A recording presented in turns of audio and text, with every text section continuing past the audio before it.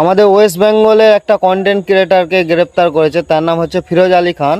ভিডিওটা দেখুন, তারপর আমি কিছু বলছি। এই মুহূর্তে যে খবর দেখাবো, ডোমকলে গ্রেপ্তার জনপ্রিয় কন্টেন্ট ক্রিয়েটার। মুখ্যমন্ত্রী শুভেন্দু অধিকারীর বিরুদ্ধে আপত্তিকর মন্তব্য করার অভিযোগে গ্রেপ্তার করা হয় দুই কন্টেন্ট ক্রিয়েটারকে। ধৃতদের নাম ফিরোজ আল মামুন ও রাজেশ মণ্ডল। তাদের বাড়ি ডোমকলের কামুরদিয়ার এলাকায়। এখন বিজেপি ক্ষমতায় এসতে বিজেপির নিয়ে দুটো ভিডিও পোস্ট করেছে বলে ফিরোজ আলী খানকে গ্রেপ্তার করেছে।